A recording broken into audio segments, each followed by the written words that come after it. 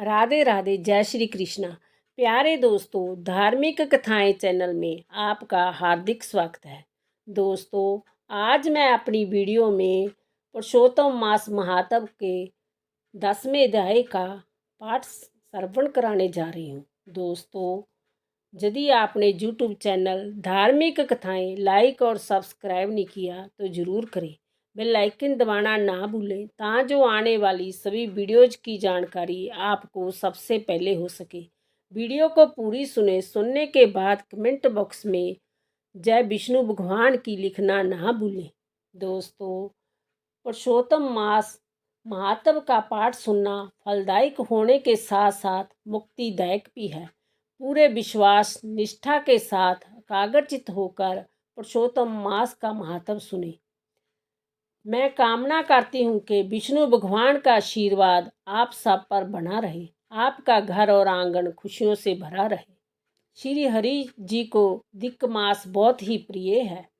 दिक् मास में जो भी कोई पुरुषोत्तम महात्म को सुनता है, भगवान विष्णु उसको आशीर्वाद देते हैं, उनके पापों का हरण करते हैं और समस्त इच्छाओं की पूर्ति करते हैं। नारद मुनि बोले, हे तपोनिधि, उन महाक्रोधी एवं परम तपस्वी मुनि ने उस ब्राह्मण कन्या से क्या कहा, वह सब मुझे सुनाइए। सूत जी ने कहा, इस प्रकार नारद जी के वचन सुनकर श्री नारायण जी ने बताया कि दुर्वासा ऋषि के वह गुप्त वचन स्वर्गलोक हितकारी हैं।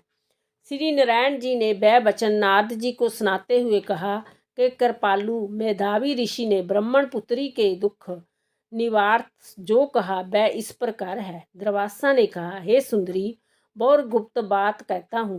हे सुभंगे, अब आने वाला 3रा महीना पुरुषोत्तम मास है। उसमें तीर्थ में जाकर स्नान करने से मनुष्य बाल हत्या के दोष से मुक्त हो जाता है। हे सुंदरी, इससे अधिक कार्तिक आदि महीने भी नहीं है। सब महीने पक्ष और पूर्व आदि पुरुषोत्तम मास के 16वीं कला के भी समान नहीं है। वेद शास्त्र के संसद साधन इस मास के 16वीं कला से भी समानता नहीं कर सकते।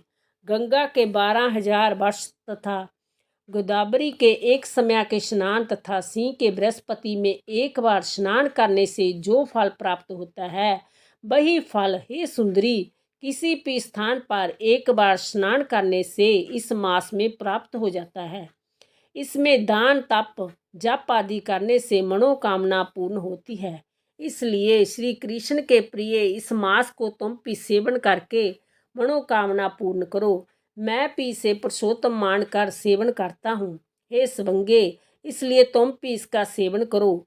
मुनि दुर्वासा इस प्रकार ब्राह्मण कन्या को कहकर चुप हो गए। श्री कृष्ण बोले, दुर्वासा के वचन सुनकर वह मूर्ख कन्या क्रोधित हो कहने लगी, हे ब्राह्मण, आपके वचन मुझे पसंद नहीं है।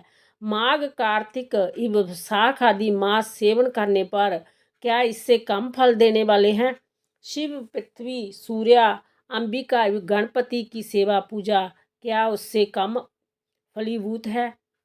अव्यक्तिपात आदि योगों को आप छोड़कर इस मास की प्रशंसा क्यों करते हैं? जय मास तो सब कर्मों में निंदित मल मास है। आपको लज्जा आनी चाहिए।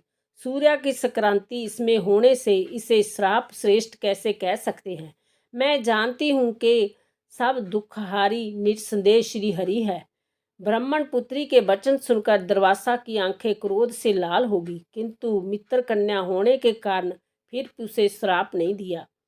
अपीति दया आ गई। उसे अपना हित अनहित जानने में योग्य नहीं समझा। पुरुषोत्तम मास की महिमा बड़े बड़े विद्वान नहीं समझ सकते, तब मूर्ख बुद्धि पुरुष तथा स्त्रियां कहाँ जान सकते हैं। जय बाला पितरहीन कुमारी है, दुख के कारण तप रही है, मेरा साप कैसे सह सकेगी? इस प्रकार विचार कर क्रोध दूर करके मुनि दुर्वासा बोले, हे बाले, तू मेरे मित्र की बेटी है, इसलिए मैं तुझ पर क्रोध नहीं कर रहा।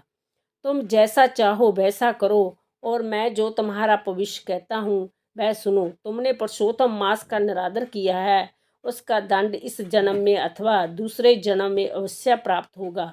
मैं तो बद्रिकाश्रम जा रहा हूँ, तुम्हारा कल्याण हो, मेरा समय नष्ट ना हो। होनहार शुंभाशुंभ को कौन मिटा सकता है? श्री कृष्ण बोले। इतना कहकर दुर्वासा मुनि वहाँ से उसी समय चले गए और वह कन्या पुरुषोत्तम मास के बुराई करने के कारण तेजहीन हो गई। तब बहुत देर तक कन्या ने सोच विचार कर शीघ्र प्रसन्न होने वाले पार्वती पति शिव का पूजन करना निश्चिंत किया। जय निश्चय करके मेधावी की पुत्री ने उग्र तपस्या करने का विचार किया।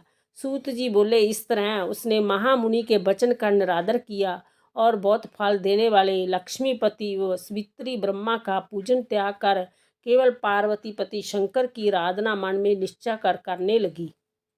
बोलो विष्णु भगवान की जय। बोलो राधा रानी की जय।